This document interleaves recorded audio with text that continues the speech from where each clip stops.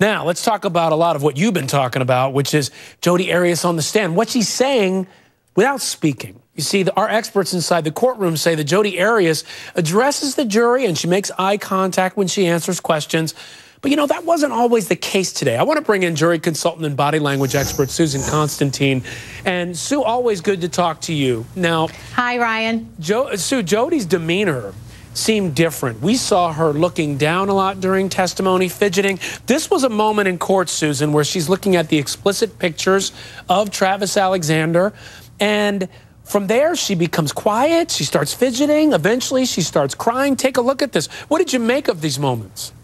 Well, she's feeling very disappointed and hurt. And what I sense from her is that she's putting her head down and she's kind of reliving some of those emotions that she felt back there and back at that time. And then you see her use her hand gestures, what we call a low steeple. This is a sign of insecurity because someone that's feeling very powerful would use this, the opposite. So this inverted one is showing a lot of insecurity. And when she's kind of adjusting herself and fidgeting with her fingers, that's a sign of it's a manipulator. It's a self-soothing gesture. When you're feeling stress or anxiety, then what you do is you tend to kind of pacify yourself.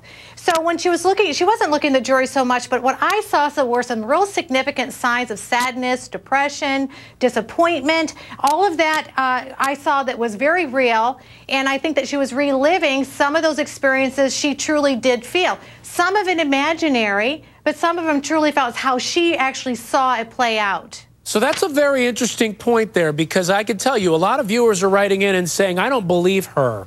I don't believe that she was such a delicate flower as she seems to be describing herself to be. She seems to appear on the stand. And when she sees these pictures, she starts almost breaking down. She gets flustered so much.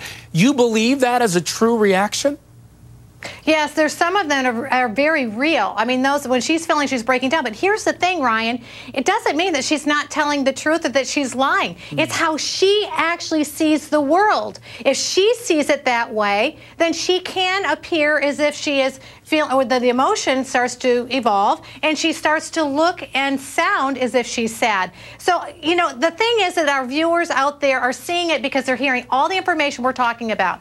I want to take those blinders off, and I want to look at it frame by frame, what's being spoken and what are her responses. And some of her responses are really right in alignment of feeling that she's feeling very depleted. This is a downward steeple. I mean, this is the complete opposite of somebody that's feeling very confident. Here's the other thing. When she's talking with her hands open like this, with her fingers open, she's just embellishing. She's just telling you everything that's in her heart. She's giving you every bit of information, more than we really want to hear, but she's telling it from her perspective.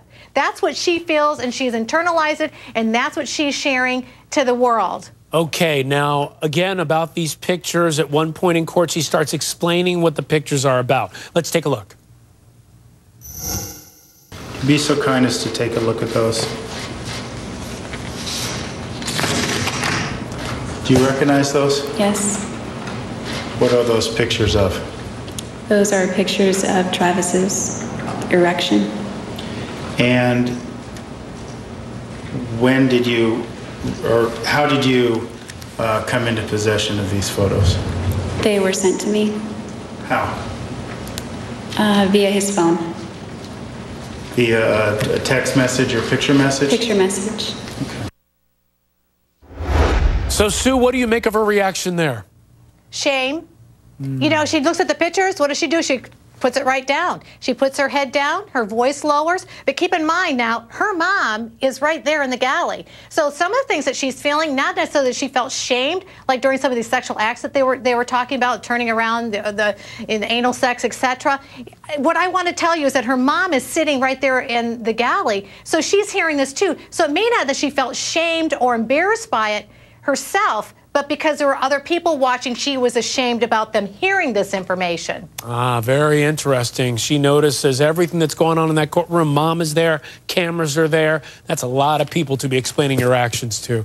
Sue, thank you. And folks, because we are Evening Express,